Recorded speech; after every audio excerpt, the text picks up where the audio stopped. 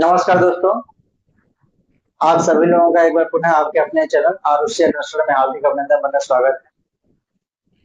कहा जाता है अनाभ्यासे विषम विद्या, अर्थात बिना अभ्यास के विद्या विष के समान होती है, विद्या विष बन जाती है।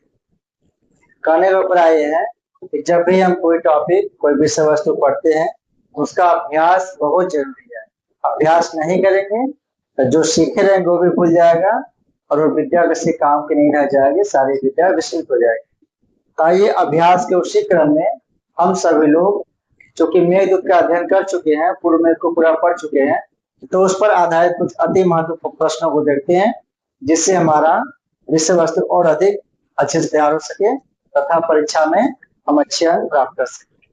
तो आइए इसी क्रम में पढ़ते हैं मेघदूत और देखते हैं पूर्व में से संबंधित अति महत्वपूर्ण परीक्षा उपयुक्त प्रश्नों।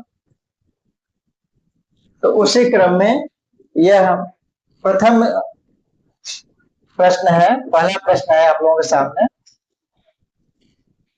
कि मेघदूते त्रिभुवन गुरुः पुण्यम धाम कस्याः नद्याः मरुद्भिः धूतोद्यानम इति वर्णितमस्ति।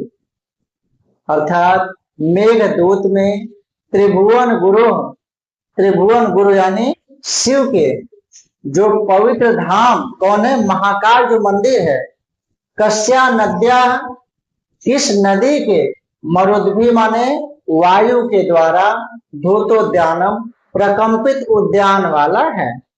तो हम सब लोग जानते हैं उज्जैनी में महाकाल मंदिर है और उस महाकाल मंदिर समीप में कौन सी नदी बहती है, गंधवती नदी।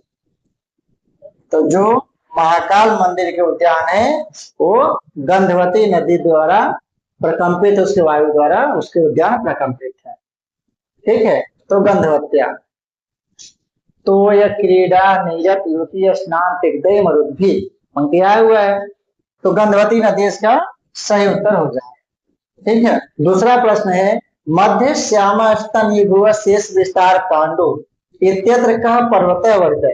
इस पंक्ति के माध्यम से किस पर्वत का संकेत किया गया है, इसमें किस पर्वत का वर्णन है? तो हम सब लोग जानते हैं इसमें आम्रकूट पर्वत का वर्णन।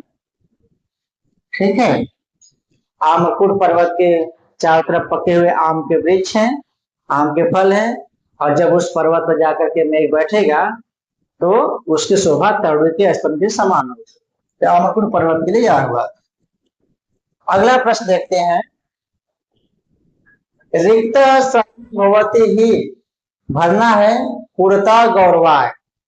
तो हम सब लोग पढ़े हैं कि रिक्त सर्वभवती ही लघु, खाली हुआ सब कुछ हल्का होता है और भरा हुआ गौरव का कारण होता है। तो रिक्त सर्वभवती ही लघु पूर्णता गौरवाय। एक प्रश्न बन जाएगा कि पूर्णता का भवती, गौरवाय भवती। पूर्णता का दोता क्या है, गौरवाय, गौरव। इसका से उत्तर हो जाएगा लघु। यानी इस पंक्ति के माध्यम से यह संकेत किया गया कि इस प्रकार के प्रश्न परीक्षा में आ सकते हैं कि आपको जो मुख्य पंक्तियां हैं पूर्व में की, वो मुख्य पंक्तियां याद होनी चाहिए ताकि इस तरह के प्रश्न आए तो आसानी आप उसको पूरा कर सके। इसका से तो लघु। अगला प्रश्न है आपन नाती प्रस्मन फला संपदो ही उत्तमा नाम। अत्र उत्तम कह, यानी उत्तम लोगों की जो संपत्तियां होती हैं वो आपन नाती कष्ट में पड़े हुए लोगों के दुखों को प्रशमन फला निवारण स्वरूप वाली होती है, निवारण करने के लिए होती है। यहाँ पर उत्तम किसे कहा गया है, यक्ष को, मेघ को, जल को, कि आम्रकूट पर्वत को। तो किससे कहा गया उत्तम, यहाँ पर उत्तम कहा गया है मेघ को। मेघ अपने जल से किसके तपन को दूर करेगा, आम्रकूट पर्वत के तपन को, उसकी गर्मी को दूर करेगा और उसके फलस्वरूप आम्रकूट पर्वत उसे अपने चोटी से उत्तम पुरुष के समान धारण करेगा। ठीक है, तो यहाँ पर उत्तम शब्द जो है वह मेघ के लिए आया हुआ है। ठीक है, आपन नाती कष्ट में कौन पड़ा हुआ है, बेचारा आम्रकूट पर्वत जो गर्मी के तपन से परेशान है, व्याकुल है। ठीक है, यहाँ पर इसका सही उत्तर है मेघ।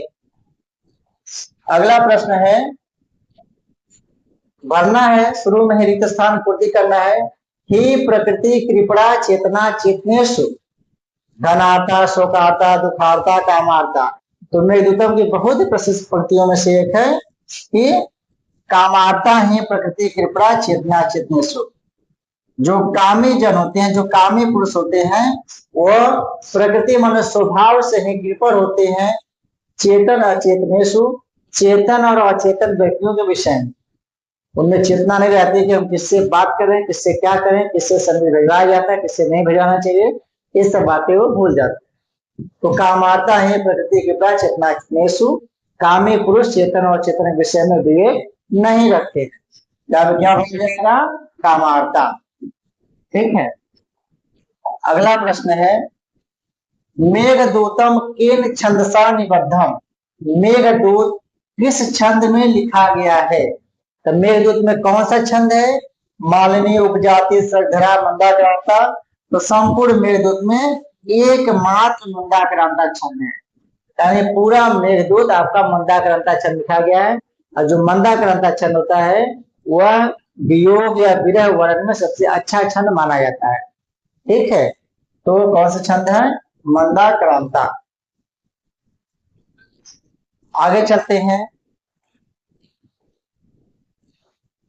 राज राज इस शब्द से को अर्थ।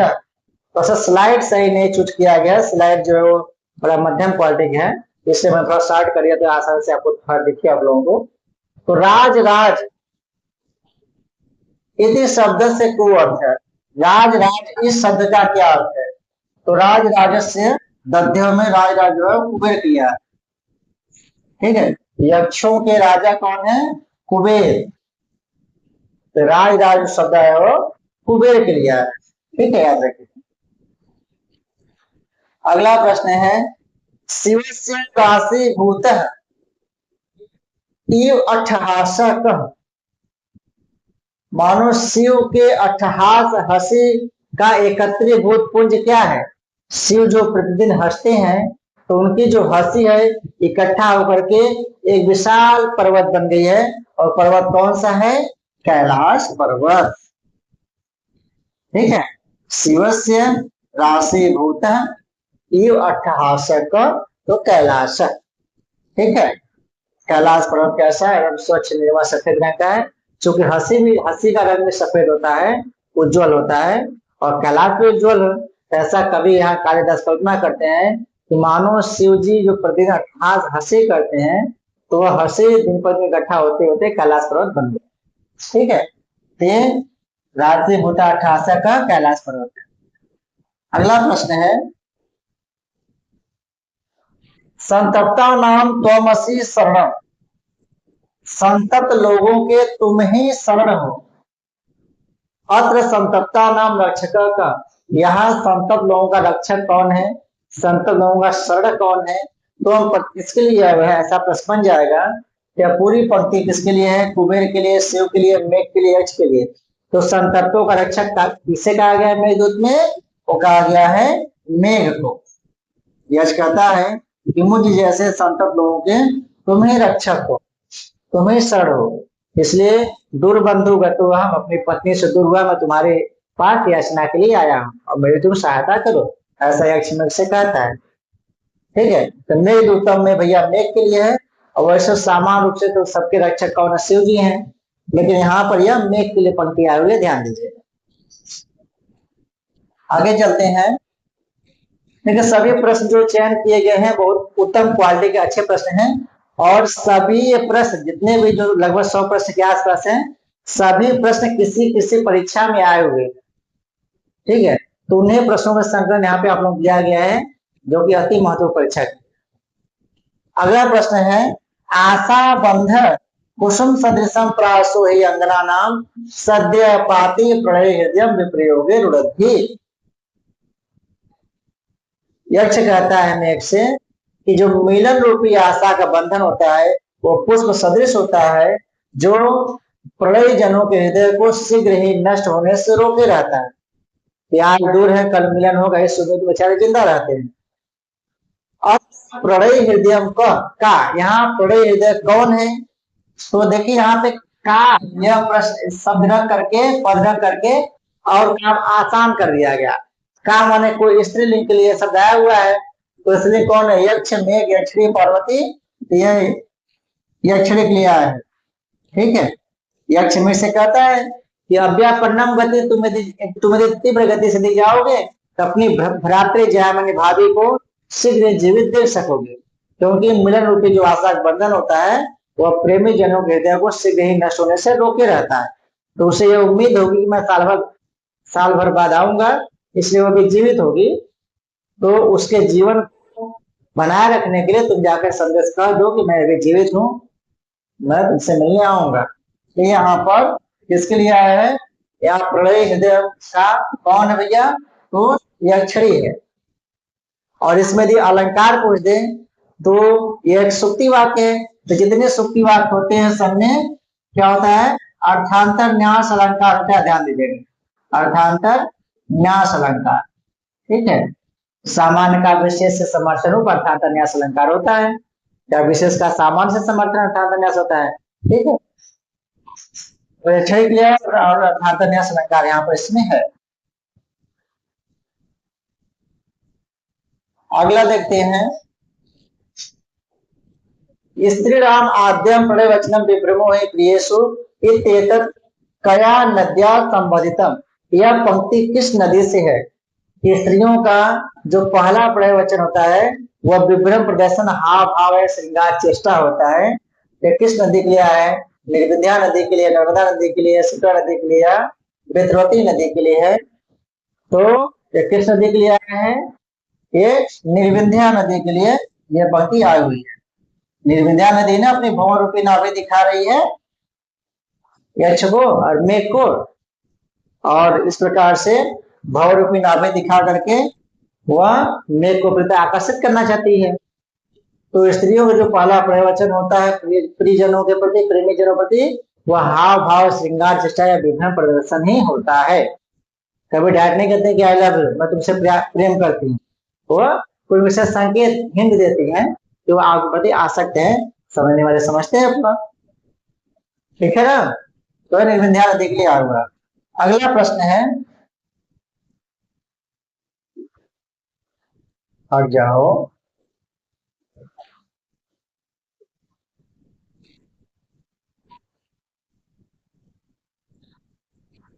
मेघदूते वरितम मेघ सम्मिश्रम अस्ति। मेघदूत में जो मेघ है वह किसका मिश्रण है? हम सभी लोग पढ़े हैं कि मेघदूत में जो मेघ शब्द है वह उसे 4 पदार्थों का मिश्रण बताया गया है। धूम, ज्योति, सलिल, मरुताम सन्निपात कुआ मेघ है। धूम, ज्योति, सलिल और मरुताम सन्निपात। ठीक है, तो किसका मिश्रण में? धूम, ज्योति, सलिल और मरुत का मिश्रण से कहा गया है। तो कुल कितने पदार्थ हैं? कुल 4 पदार्थों के मिश्रण मेघ को कहा गया है। धूम, ज्योति, सलिल, मरुताम सन्निपात कुआ मेघ और संदेशार्था को पटुकड़ी प्राणवी प्रापड़िया। ये पंक्तियां हुई थी कि जहां पर मेघ इन 4 पदार्थों के मिश्रण जो अचेतन प्राणी है, और संदेश किससे भेजे जाते हैं? चंचल इंद्रियों से प्राणी द्वारा भेजे जाते हैं। तो दोनों में कोई तुलना नहीं है। लास्ट में निवारण देते हैं, कामाता है प्रकृति टुकड़ा चेतना से। जो कामी जन होते हैं वो स्वभाव से चेतन और चेतन विषय में त्रिपड़ होते हैं, विवेक शून्य होते हैं। तो धूम, ज्योति, सलिल और मरुत 4 पदार्थों में मिश्रण किसे कहा गया है? मेघ को कहा गया है। ध्यान रखिएगा, बहुत परीक्षा पूछते हैं।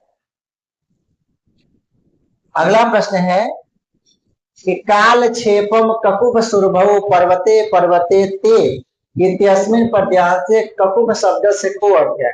यहाँ पर ककुभ शब्द का क्या अर्थ?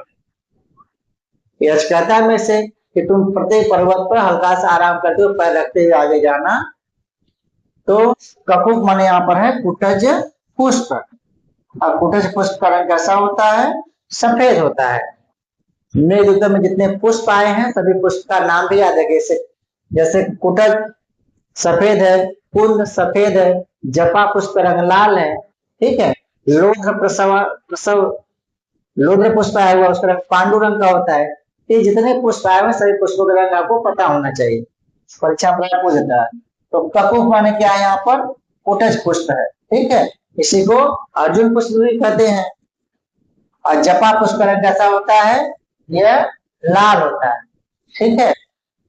और कदम कैसा होता है, हरित और कपिश होता है, नीपम हरित कपिशम, ठीक है। पुष्प आगे आगे। वायोद्यान स्थित हर्षिरस चंद्रिका भवत हर्म्या कस्या नगरिया विशेष वर्तते, कि बाहरी उद्यान में स्थित जो हर्षिरस चंद्रिका, जो भगवान शिव के सिर पर जो चंद्रिका है, जो चंद्रमा है, धवत हर्म्या, उससे अलका के सभी महल हमेशा प्रक्षालित होते हैं, धुले जाते हैं और चमचमाते रहते हैं। ये तो किस नगरी विशेषण है, या किसके लिए आया था, अलका के लिए आया, ठीक है, अलका।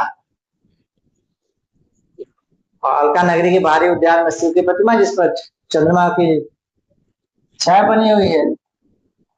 अगला प्रश्न है, मेघदूते विचित क्षोभ असंत व्यग श्रेणी कांची गुणा का,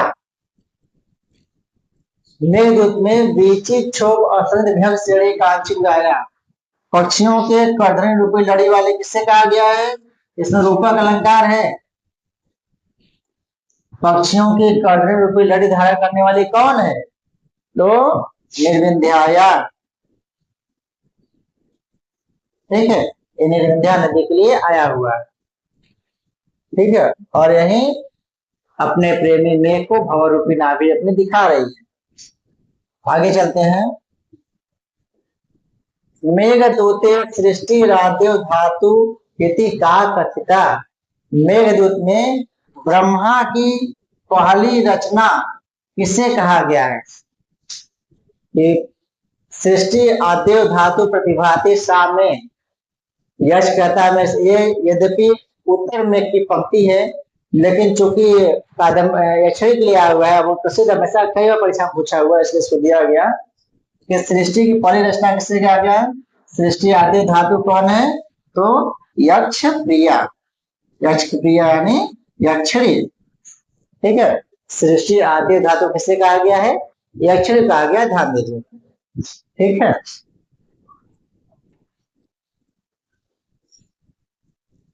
सफर से क्या अभिप्राय है, चतुल सफर ऊर्ध्वतम प्रेक्षितान किस नदी के लिए आया था, गंभीरा नदी के लिए आया था, कुमुद विशुद्धान।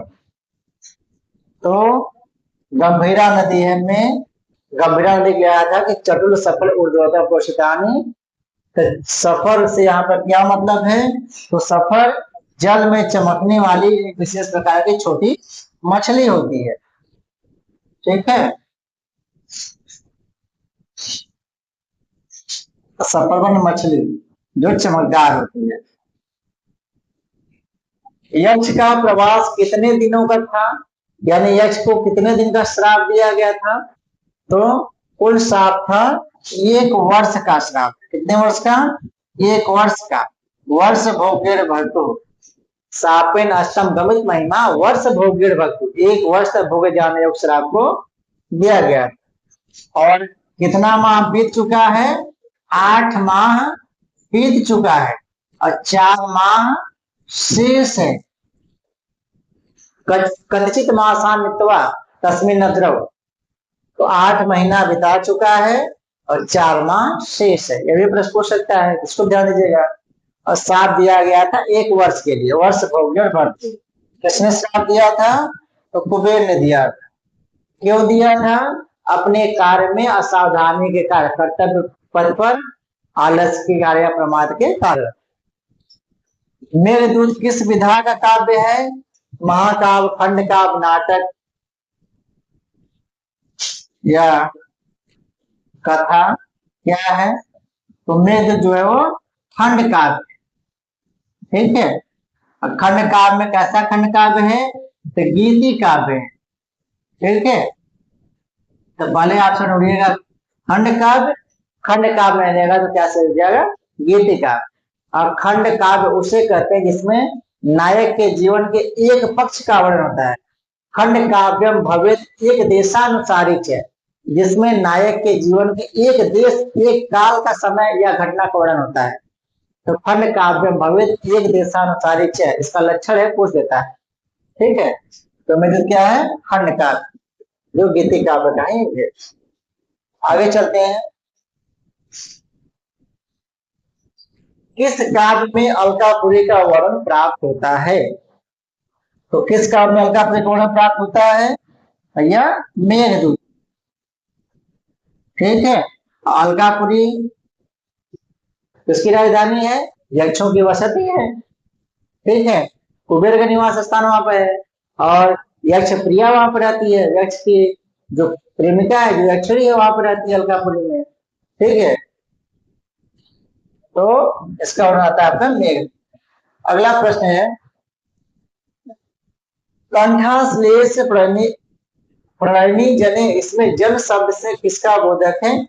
देखिए यह थोड़ा प्रश्न काफी कंफ्यूजिंग है, इसका उत्तर कई जगह के प्रकाश दिया हुआ है, लेकिन जिसका सही सबसे सटीक उत्तर है वह यक्षरी होना चाहिए कि कंठ में आलिंगन का इच्छुक जो है जन, ऐसा करेंगे तो यक्ष हो जाएगा। ठीक है, लेकिन यहाँ पे आप किताबें देखेंगे, कई किताबों में अलग अलग व्याख्या मिलता है, कहीं यक्षरी मिलता है, कहीं यक्ष मिलता है, लेकिन इसे जो सही है उसका क्या उत्तर होना चाहिए? यक्षरी। यदि यक्षरी ऑप्शन में नहीं है तब यक्ष आप लोग करिएगा, इसमें कोई कंफ्यूजन नहीं। पहली प्राथमिकता किसको देंगे? यक्षरी को, और दूसरी प्राथमिकता देंगे यक्ष को, यक्षरी न रहेगा तो।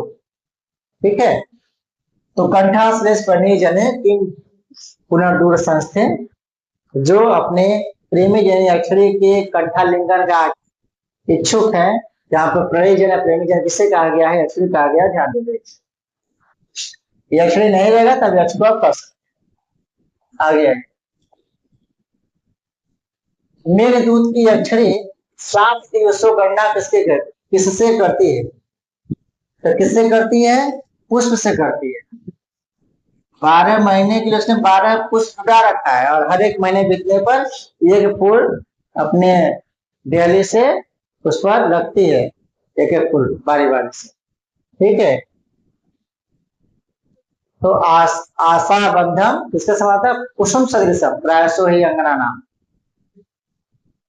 मिलन रूपी आशा बंधन जो दशा पुष्प सदृश होता है, और यक्षरी 7 दिवसों गणना पुष्प से करती है। ठीक है, कुसुम पुष्प। आगे आइए। यांच्या मोघा वरम दिगुड़े न अधमे लब्ध कामा इत्यद अधिगुड़े इति पदेन बोध्य अस्ति। यहाँ पर अधिगुण इस पद से किसका बोध हो रहा है? यश कहता है मेरे से कि श्रेष्ठ व्यक्ति से की गई याचना निष्फल होने पर भी अच्छी होती है, लेकिन न अधमे लब्ध कामा, अधम पुरुष से की गई याचना सफल मनोरथ होने पर भी अच्छी नहीं मानी जाती है। ठीक है, तो यहाँ पे अधिगुण किससे कहा गया है? यहाँ पर अधिगुण कहा गया मेघ, और जिससे काम निकलवाना होता है उसकी प्रशंसा चापलूसी तो करना पड़ता है। वहां यक्ष मेघ को थोड़ा सा कहा बढ़ा रहा है कि भाई मेरा काम कर दे। यहाँ पर अधिगुण कहा गया है मेघ क्रियारूपण। ठीक है, लघु त्रयी संज्ञा प्रस्थित से काव्य त्रय से प्रणेता कवि वर्तते। जो लघु त्रयी है, लघु त्रयी में कौन कौन से आते हैं? कालिदास के तीनों ग्रंथ, रघुवंशम, कुमार संभव और मेघदूतम। यहाँ पर पूछा गया है लघु त्रय संज्ञा से प्रसिद्ध काव्य त्रय से जो तीनों काव्य हैं उसके प्रणेता कवि कौन है? तो उसके प्रणेता कवि हैं कालिदास, और तीनों लघु त्रय क्या है? रघुवंशम, ठीक है, कुमार संभव और मेघदूतम। ये तीनों लघुत्रयी हैं। लघुत्रय में तीनों ग्रंथ किसके? कालिदास के हैं। अब बृहत्त्रयी के 3 ग्रंथ कौन है? नैषधि चरितम, किरातार्जुनीयम और शिशुपालवधम। किरात, शिशुपाल और नैषध, ये 3 है बृहत्त्रयी। ठीक है, किरात, नैषध और किरात, शिशुपाल और नैषध। लघुत्रय में कालिदास के तीनों ग्रंथ है, रघुवंश, कुमार संभव और मेघदूतम। ठीक है, इसको ध्यान। मेघदूत वक्र पंथा यद्यपि भवतः इत्यादि भी वचो भी मेघम प्रार्थयति अक्षय गंतुम। कहता कि यद्यपि तुम्हारा रास्ता वहां पे जाने थोड़ा सा टेढ़ा हो जाएगा उत्तर दिशा के प्रस्थान करने पर, लेकिन तुम वहां पे जरूर जाना। तो कहा इस वचन से मेघ से यक्ष कहाँ जाने की प्रार्थना करता है? उज्जैनी। अब इसी से पता चलता है कि कालिदास उज्जैनी के निवासी रहे होंगे, क्योंकि भाई जो जहां का निवासी होगा उसका वहां से विशेष लगाव होता है।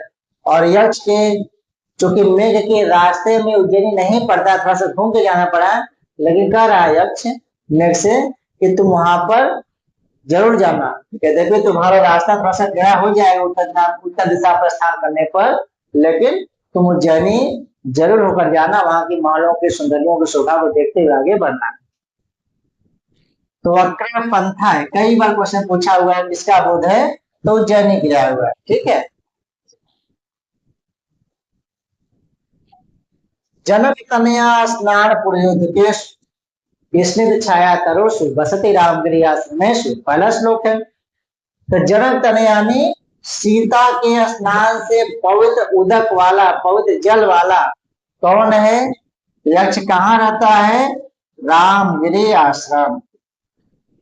स्निग्ध छाया तरोषु रामगिरी आश्रमेषु, ये पद किसके लिए आया हुआ है? रामगिरी आश्रम। ठीक है। और रामगिरी पर्वत पर किस वृक्ष के वन है? छायादार नमेरु वृक्ष। ठीक है। नमेरु वृक्षों की छाया से युक्त है और जनक तनया सीता के स्नान से पवित्र जल वाला है, और जिसके मेखलाओं में किसके पद चिन्ह अंकित है? राम के पद चिन्ह अंकित है। ऐसे पर्वत पर राम अरे यक्ष रहता है। कालिदासेन गीतिमयम खंड काव्यम विरचितम, कालिदास ने गीतिमय खंड काव्य की रचना किया है। यानी कालिदास का गीतिमय खंड काव्य कौन सा है? कई बात हुई थी, गीतिमय खंड काव्य है मेघ। केवल गीति काव्य पूछे तो ऋतु संहार हो, और गीतिमय खंड काव्य पूछा इसलिए क्या अर्थ हो जाएगा? मेघदूतम। ठीक है। आगे आते, बिरहड़ी यक्षिणी कुत्र निवसती, बिरहड़ी यक्षिणी कहाँ निवास कर रही है? कहाँ पे है उसका निवास स्थान, घर कहाँ पे है? तो उज्जैनी, काश्याम, अलकापुरियाम, रामगिरियाम। तो कहाँ निवास कर रही है? अलकापुरी में। ठीक है। और यक्ष कहाँ निवास कर रहा है? रामगिरी पर। ठीक है। अलकापुरी से गया रामगिरी, श्राप देकर। तो बिरहड़ी यक्षिणी कहाँ निवास कर रही है? अलकापुरी। ठीक है। मेघदूतम के कथानक का मूल स्रोत कैसा है? ऐतिहासिक है, कवि कल्पित है, जनश्रुति पर आधारित है, या फिर पौराणिक है? तो हम सब लोग जानते हैं कि मेघदूतम का जो कथानक है वो कवि कल्पित। ठीक है। कवि कल्पना जन है, और यहाँ तक भी माना जाता है कि प्रच्छन्न रूप से मेघदूत के नायक कालिदास माने जाते हैं, ठहरते हैं। तो कालिदास भी अपनी पत्नी विद्वत्मा से दूर हो गए थे भरी जवानी में। ठीक है। तो भी कहीं न कहीं यह मेघ के माध्यम से कालिदास को अपना संदेश अपनी पत्नी के माध्यम से पत्नी पर बताना चाहते। ठीक है। तो प्रच्छन्न रूप से मेघदूतम के नायक कौन माने जाते हैं? कालिदास। अब वो कौन नायक है? यक्ष नायक है। और यक्ष का क्या नाम मिलता है? हेमाली। यक्षिणी क्या नाम मिलता है? विशालाक्षी। यक्ष का नाम है हेममाली। ठीक है।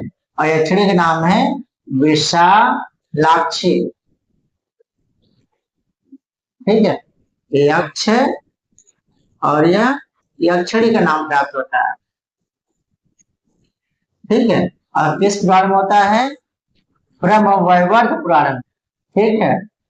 ब्रह्म वैवर्त पुराण में यह नाम मिलता है। और जो यक्ष को सांप की कल्पना है, सांप की कल्पना कहाँ प्राप्त होती है? वो पद्म पुराण। ठीक है। यानी जो सांप दिया गया वो पद्म पुराण पर उसके कथानक मिलते वहां से मिलता है, और जो नाम मिलता है हेमालय विशालाक्षी वह ब्रह्म वैवर्त पुराण में मिलता है। तो नाम ब्रह्म, सांप, पद्म, ऐसा आपको याद कर सकते हैं।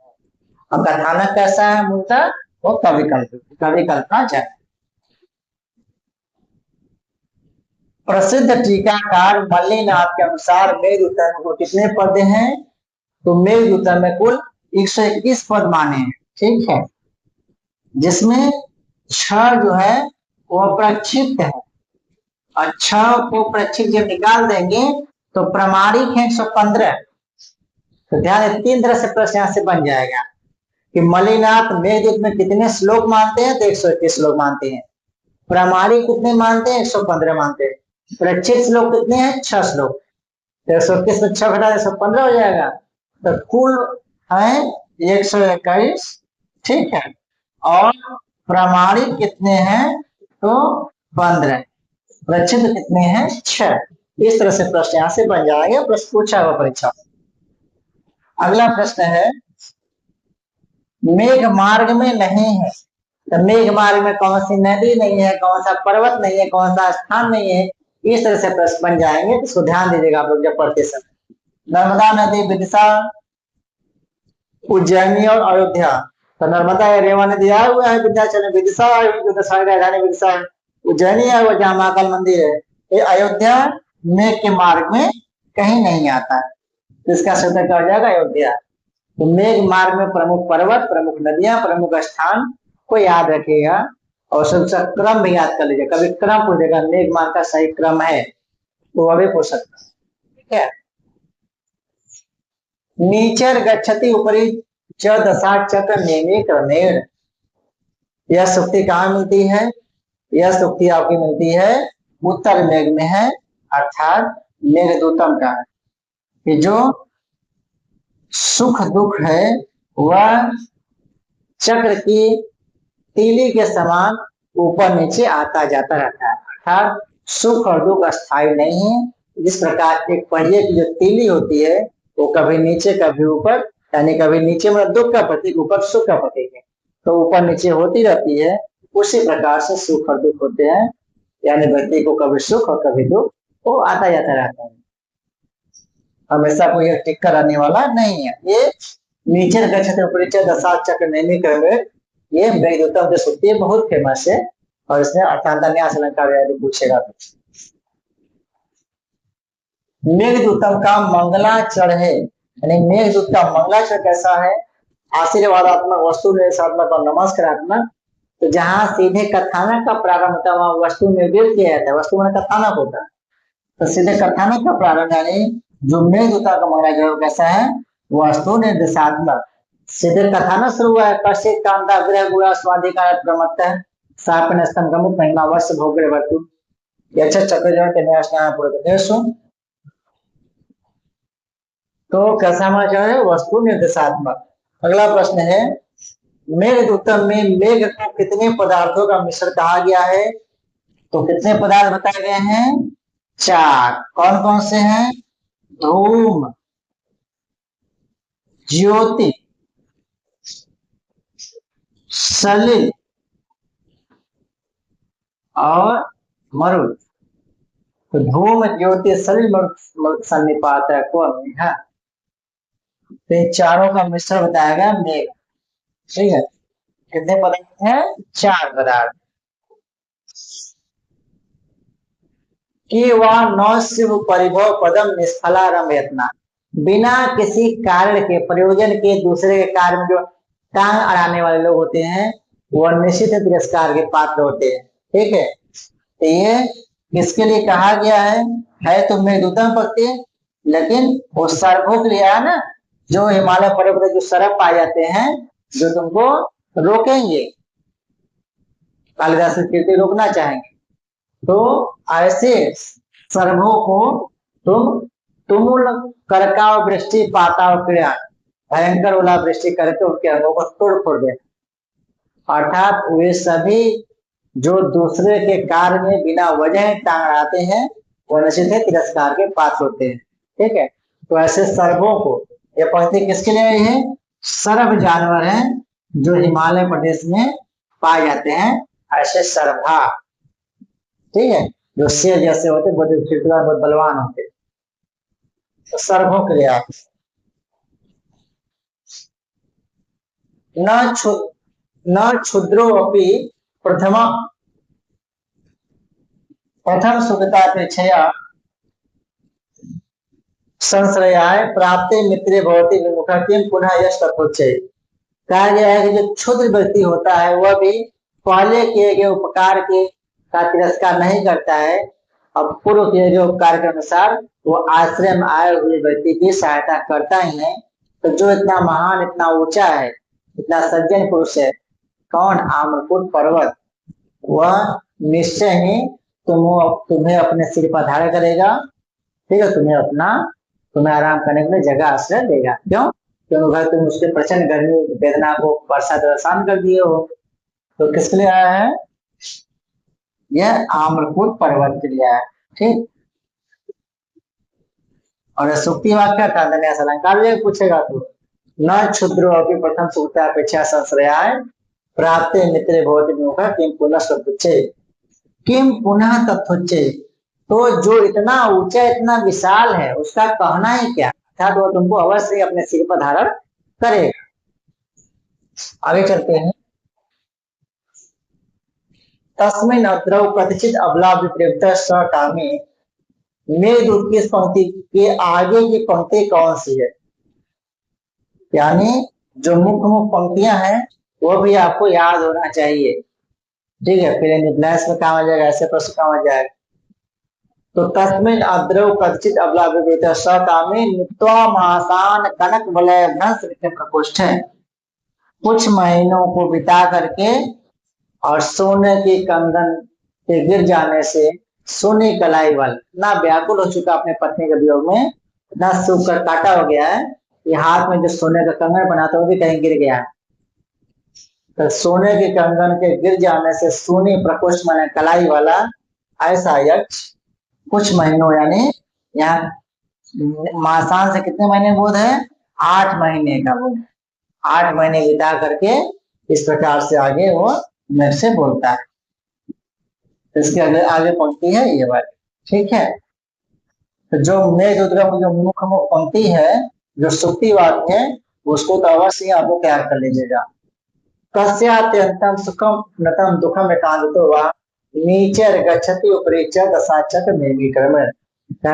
कि किसको लगातार सुख या लगातार दुख मिलता है?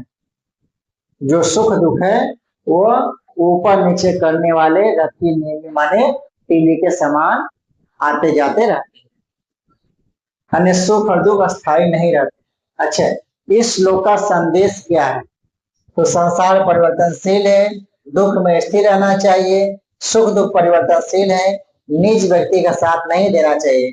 इसका जो मूल भाव है श्लोक का, वह सुख व दुख परिवर्तनशील, ठीक है, हमेशा किसी एक के पास टिक रहने वाले नहीं है। इसलिए सुखों में ज्यादा उत्तेजित नहीं होना चाहिए और दुखों में ज्यादा घबराना नहीं चाहिए, क्योंकि ये आते जाते रहते। अगला प्रश्न है, मेघदूत में अभिशप्त यक्ष कहाँ रहता था? अभिशप्त यहाँ पे यक्ष है, मेघदूत में अभिशप्त यक्ष कहाँ रहता था? सापित यक्ष कहाँ रहता है? तो रामगिरी पर्वत रहता है। और यक्षिणी कहाँ रहती है? वो यक्षिणी अलका में रहती है। आगे चलते हैं। मेघदूतम के अनुसार कैलाश पर्वत तक मेघ के सहयात्री कौन होंगे? तो भवतो राजहंसा सहाया आ कैलासात संपत्स्यन्ते कपिपति स्थायी हंसा दशा। तो सॉरी, यहाँ राजहंस कैलाश पर्वत पर मेघ के सहयात्री कौन होंगे? राजहंस। आगे आइए। मेघदूतम में किस नगरी का उल्लेख मिलता है? अयोध्या, अलका, काशी, मथुरा। तो इन चारों नगरियों में से किसका उल्लेख मिलता है? अलका नगरी का उल्लेख मिलता है, और अयोध्या, काशी, मथुरा आदि नहीं। अलका का है, उज्जैनी का है, दशा प्रदेश का है, अवंती का है, ये सब उल्लेख हुआ है, ठीक है। तो इस श्लोक में अलका इसका सही उत्तर हो जाएगा, जहाँ अक्षरी निवास कर रही है। सापांतों में भुजग सेनाद उठे थे सारंग पाड़व, कि मेरा सांप का, मेरे सांप का अंत कब होगा? जब सारंग पाड़ ने विष्णु अपने शेषनाग की सैया से उठेंगे, जब विष्णु का नेत्र खुलेगा। विष्णु का नेत्र कब खुलेगा? देव प्रबोधिनी या देवोत्थानी एकादशी। और श्राप कब दिया गया था? हरिशयनी एकादशी। जिस दिन विष्णु के शेषनाग के शैया पर सोए थे उस दिन श्राप दिया गया था। और श्राप का अंत कब होगा? जब उठेंगे 1 साल बाद। ठीक है, यहाँ सारंग पाड़व का क्या मतलब है? सारंग पाड़व शब्द का क्या अर्थ है? तो सारंग पाड़व मतलब है विष्णु। ठीक है, आगे मेघदूतम के प्रथम श्लोक में वर्ष भोगेर शब्द आया हुआ है। यहाँ पर न का अर्थ किस सूत्र से हुआ है? तो न का अर्थ किस सूत्र से भैया? कुमति च सूत्र से हुआ है। न का किस सूत्र से? कुमति च सूत्र से। इसको याद कर लीजिएगा, परीक्षा पूछा हुआ है। ये जो वर्ष भोगेन होना चाहिए था, तो न के स्थान पर और किससे हुआ है? कुमति च सूत्र से हुआ। ठीक है, रसाभ्याम नोड़ समान पदे पूर्व पदार्थ संज्ञायाम कौन हुआ है? तो सूत्र क्या है? कुमति च। जिमुत पद का क्या अर्थ है? जिमुतेन स्वकुशल नई हारिसन प्रवृत्तिम। जिमुत माने मेघ। ठीक है, इसको याद कर लीजिए। अगला प्रश्न है, स्त्रियों का आशा बंधन कैसा होता है? आशा बंधन कुसुम सदृशम प्रायसो है अंगनाम। तो मिलन रूपी आशा बंधन कैसा होता है? कुसुम सदृश, पुष्प सदृश होता है। अलकापुरीयाम वर्णनम किसमें प्राप्त है? अलकापुरी का वर्णन कहाँ प्राप्त होता है भैया? तो मेघदूत में प्राप्त होता है। ठीक है, चलते मेघदूत। ये सब प्रश्न सब इजी है, लेकिन अच्छे हैं। यक्ष का प्रवास किस पर्वत पर था? यानी यक्ष किस पर्वत पर निवास कर रहा था? तो रामगिरी पर्वत पर निवास कर रहा था। कहाँ पर? रामगिरी पर्वत पर। ठीक है, यक्षिणी कहाँ थी? अलका में थी। प्रश्न देखने में हल्के फुल्के, लेकिन परीक्षा में हमेशा पूछे गए हैं और महत्वपूर्ण है। यक्ष की पत्नी कहाँ रहती थी? यक्ष की पत्नी रहती थी अलका में, रहती थी अलकापुरी में रहती थी। ठीक है, यक्ष ने मेघ किस मास के प्रथम दिन देखा? किस मास के प्रथम दिन देखा? किस महीने के प्रथम दिन देखा? आषाढ़ से प्रथम दिवसे मेघ मास आश्लिष्टम सानु। तो आषाढ़ मास के प्रथम दिन देखा था। स्लाइड काफी डल है, उतना अच्छा विजुअलिटी नहीं है, लेकिन फिर भी सुनना है। तो यक्ष मेघ को किस दिन देखता है? आषाढ़ महीने के प्रथम, आषाढ़ से प्रथम दिवस। अगला प्रश्न है, मेघदूते विंध्याचल तले प्रसिद्धा का नदी उड़ता? मेघदूत में विंध्याचल के तलहटी फैली नदी कौन सी है? तो रेवा नदी। कौन सी नदी है? रेवा नदी। ठीक है, जिसकी उपमा हाथी के शरीर पर एक चित्रकारी रेखा से दी गई है। श्री विशालाम पुरी वर्धते। तो श्री विशालाम पुरी कौन है? किसके लिए है? उज्जैनी के लिए है। श्री विशालाम, विशालाम यमक अलंकार है, और श्री विशालाम धन धान संपत्ति सुख कौन सी नगरी? विशाला नगरी है, उज्जैनी है। संलक्षणते सन्नदेयत्व मात्रा से ऐसे लिया हुआ है। यक्ष आश्रिष्ट सानु मेघम कदा ददर्श? आषाढ़ से पंचम दिवसे, आषाढ़ से प्रसन्न दिवसे, आषाढ़ से प्रथम दिवसे, श्रावण मास से प्रथम। तो आषाढ़ से प्रथम दिवसे। ठीक है, गलती से प्रसन्न मत कर दीजिएगा, प्रथम चक्कर। आषाढ़ से प्रथम दिवसे, आषाढ़ महीने के पहले दिन मेघ देखता है, यक्ष देखता है मेघ।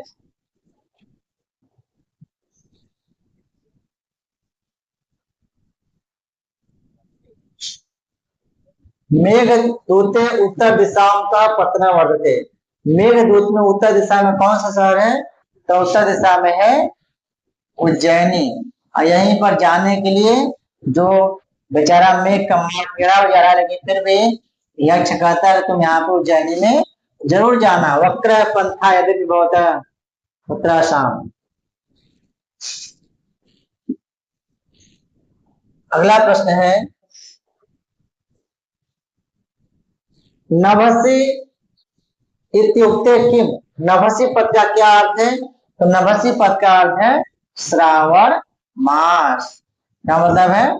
श्रावण मास। अगला प्रश्न है, यक्ष रामगिरी आश्रमेषु किम चक्रे। यक्ष ने रामगिरी आश्रम में क्या किया? तो क्या किया? सोया, अरे निवास किया, सोया, रोया, स्नान किया। तो क्या किया था भैया वहां पे? वसतिम चक्रे, यक्ष चक्रे वसतिम। रामगिरी आश्रम में, रामगिरी आश्रम में क्या किया? निवास किया। और निवास करेगा तो सोएगा, रोएगा, स्नान तो करना करेगा, सब कुछ सही है। तो सब कुछ निवास में आ जाएगा वसतिम चक्रे। ठीक है। मेघदूते अधिगुणे कह। मेघदूत में अधिक गुण वाला कौन है? अधिक गुण वाला किससे कहेगा? मेघ को। यांचा मोघा वरम अधिगुणे न में लभ्य कामा। तो अधिगुण शब्द किसके लिए आया है? मेघ के आया हुआ है। ठीक है। अलकापुरी के शाम बसते। अलकापुरी किसका निवास स्थान है? के शाम बसते किसका निवास स्थान है? तो यक्षेश्वरा राम कुबेर के का निवास स्थान है। यक्षेश्वरा राम बसती अलका पुनः न ज्ञास से कामचारी, ऐसा पढ़ाया हुआ है। तो अलकापुरी किसका निवास स्थान है? यक्षों के यानी कुबेर का स्थान।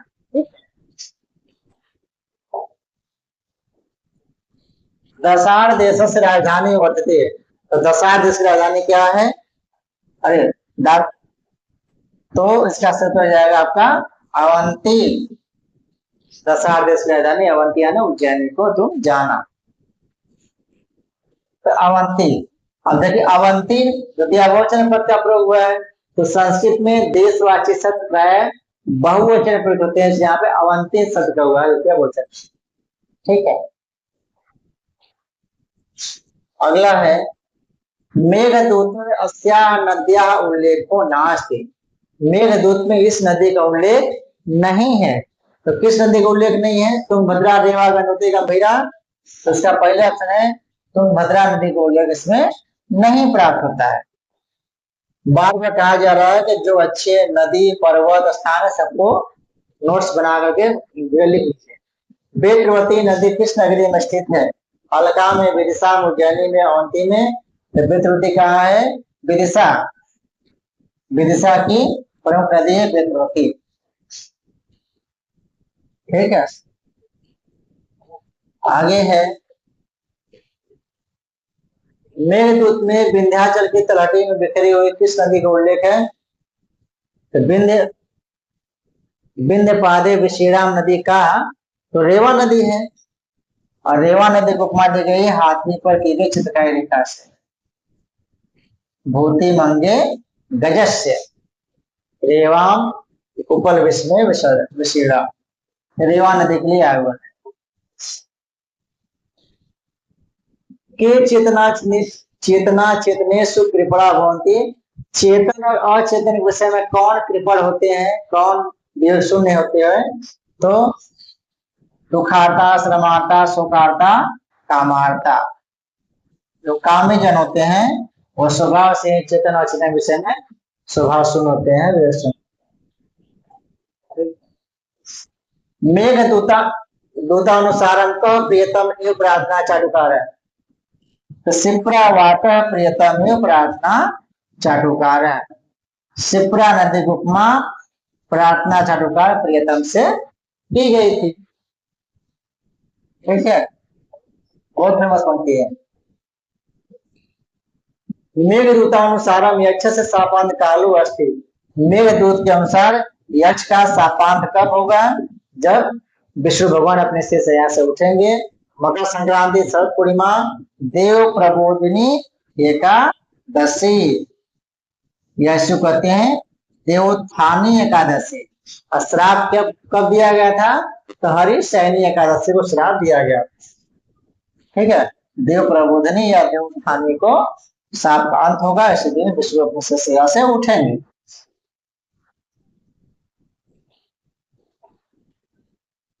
अगला है, संतप्ता नाम त्वमसि शरणम। और तो संतप्ता नाम रक्षका का क्वेश्चन दोबारा आ गया। तो संतप्तों का रक्षक कौन है? भोलेनाथ, कुबेर, यक्ष और जेमुल। तो संतप्तों का रक्षक कौन? मेघ है।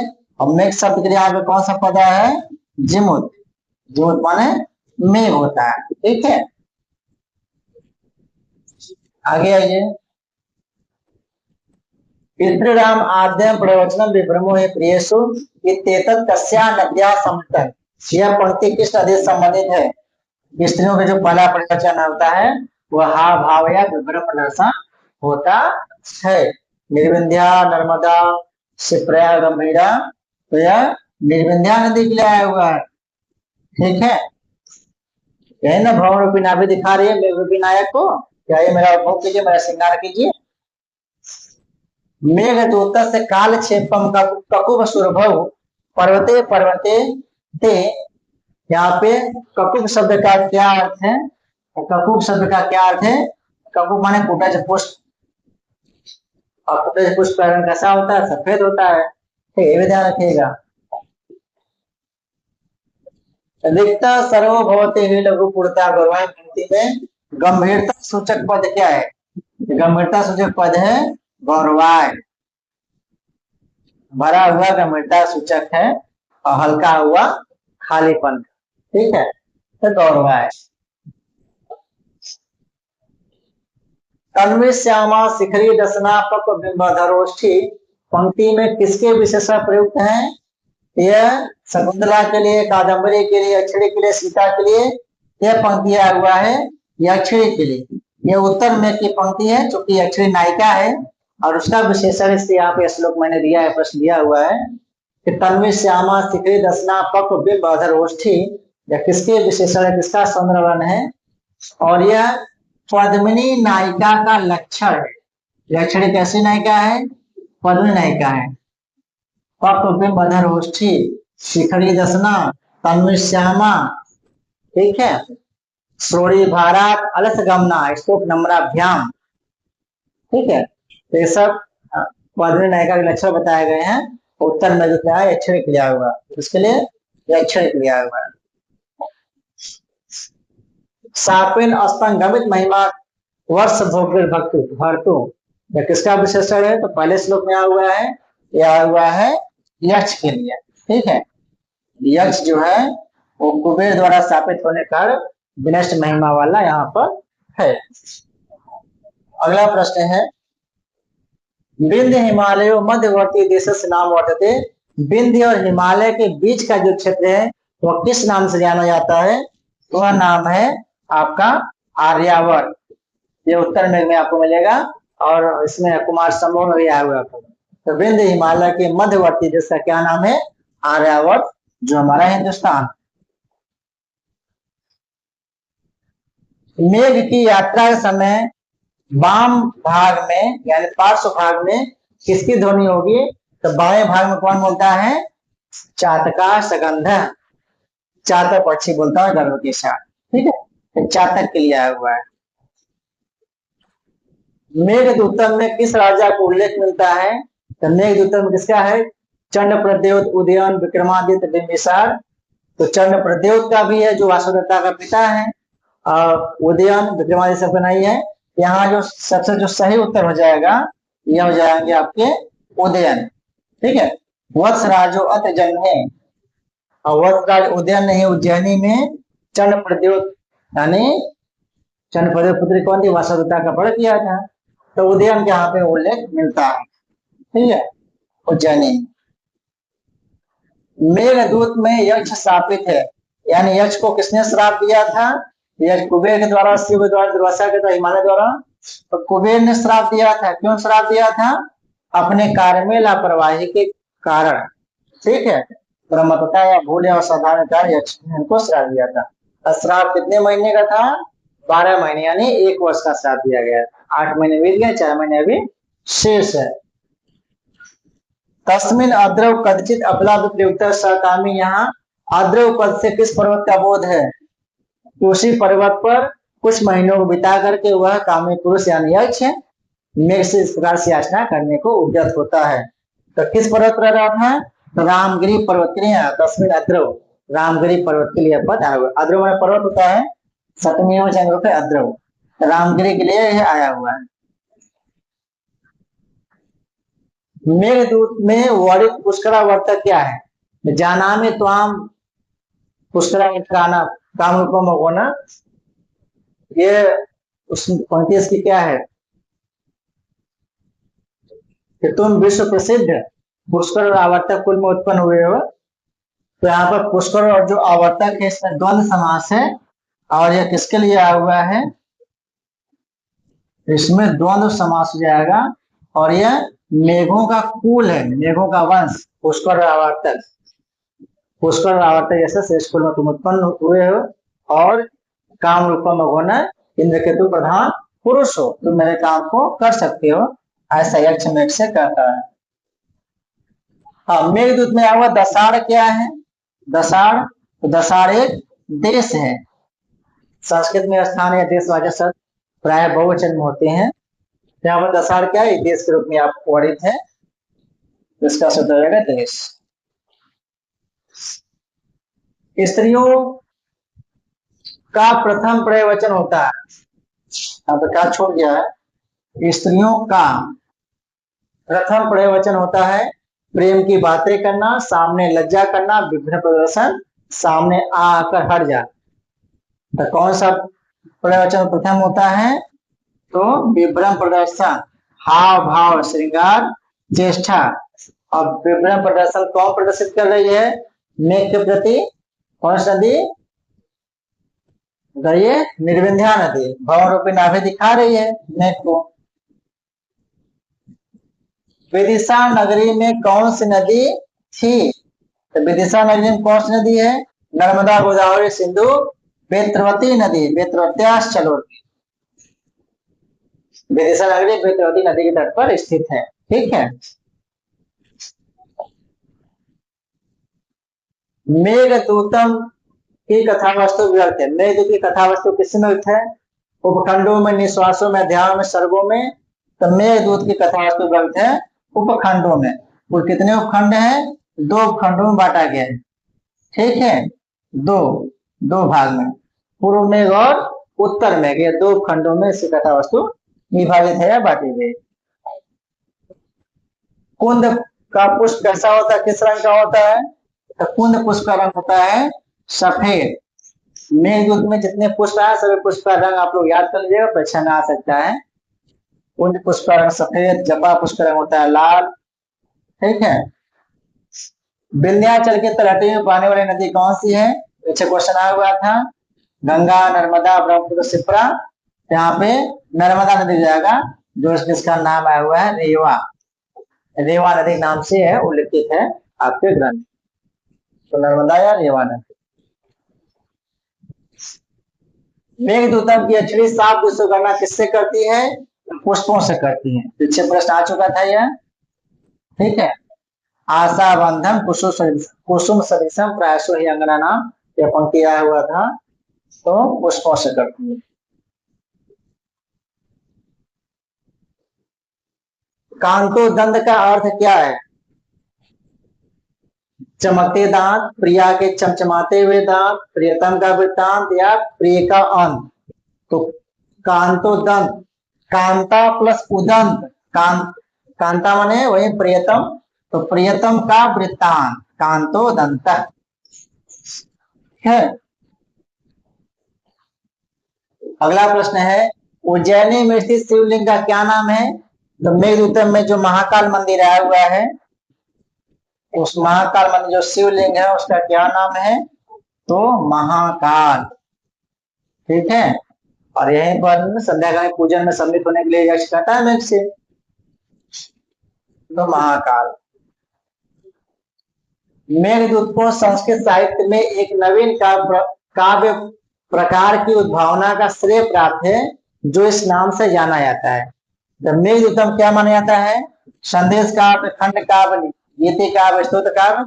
तो संदेश काव्य की परंपरा का उद्भावक ग्रंथ से माना जाता है। ठीक है, संदेश काव्य इसके आधार पर लिखे गए, तो संदेश काव्य की परंपरा का यह उद्भावक ग्रंथ है। ठीक है, संदेश काव्य याद रखिए।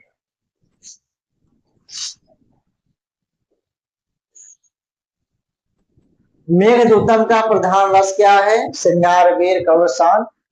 तो ऑप्शन के अनुसार हो जाएगा आपका श्रृंगार रस। और से कौन सा श्रृंगार है? वियोग या विप्रलम्ब श्रृंगार रस है मेघदूतम। ठीक है, तो श्रृंगार रस का ये भेद है। तो वियोग नहीं है तो क्या करेंगे? श्रृंगार रस मानेंगे। गलत से करुण या अनरस नहीं करेंगे। क्या है? श्रृंगार रस। मेघदूते धनदह कह। मेघदूत में धनदह कौन है? तो धनदह, धन देने वाले, धन के देवता कौन है? कुबेर है। ठीक है, धनम ददाते थे धन, उपपद तत्पुरुष समास इसमें हो जाएगा। कौन सा समास? उपपद तत्पुरुष, जो धन को देते हैं। उत्तरपद क्रिया है। मेघदूते यक्षरम वसति कुत्र वर्तते। मेघदूत में यक्षों की वसति कहाँ है? यक्षाणाम वसति कहाँ है? मानसरोवरे, हिमालय, मालभूमि और रामगिरी। तो यक्षरम वसति कुत्र, यक्ष कहाँ निवास कर रहा था? यक्षरम वसति, यक्ष का निवास पूछा है तो रामगिरी पर्वत पर। ठीक है,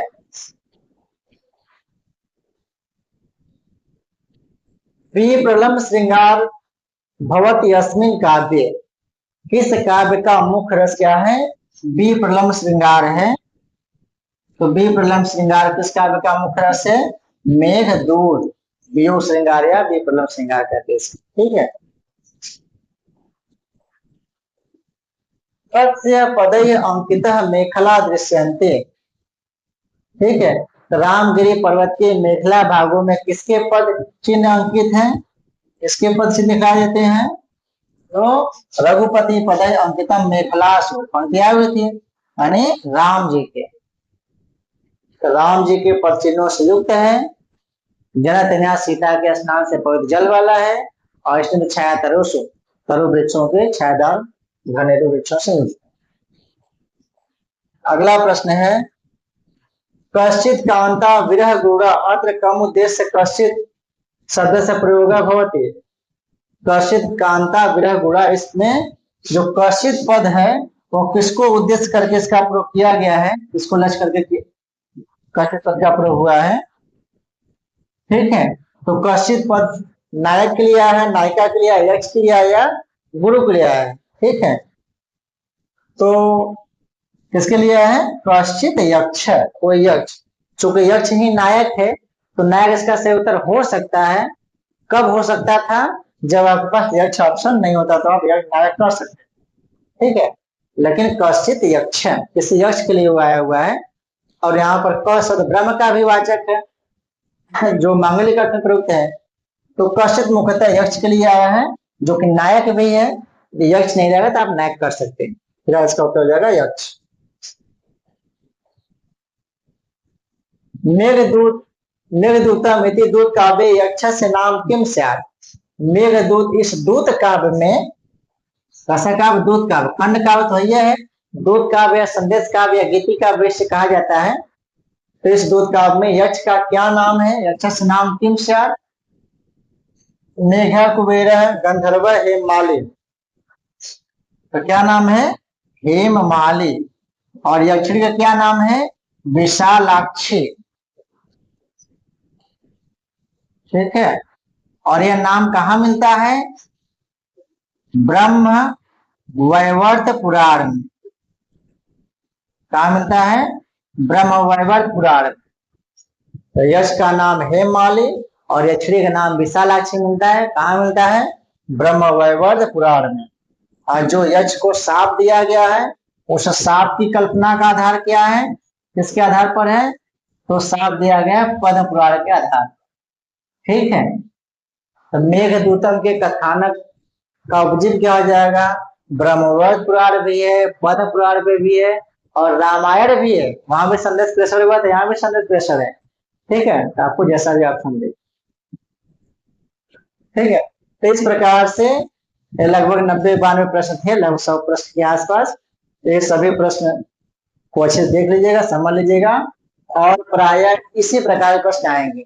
जितने अच्छे अच्छे प्रश्न बन सकते थे हमने बनाया उसको, और इसी प्रकार से प्रश्न बन सकते हैं, परीक्षा में आ सकते हैं। ठीक है, तो जो मुख्य मुख्य सूक्तियां हैं, मुख्य पंक्तियां हैं, उत्पत्ति को आप सब लोग याद कर लेंगे, यदि परीक्षा काफी आसानी हो जाएगी, सहूलियत हो जाएगी। ठीक है, और जब ये पढ़िए इसी प्रकार से पढ़िए, उत्पत्ति देख के उसे समझिए, कौन इसका विशेषण विशेष है, कौन नदी है, कौन पर्वत है, कौन क्या कैसे है, मेरे तो नहीं है ये सब। ठीक है, तो आज क्लास यही समाप्त करते हैं और आगे मिलेंगे किसी नए टॉपिक के साथ। तब तक के लिए आप सभी को नमस्कार।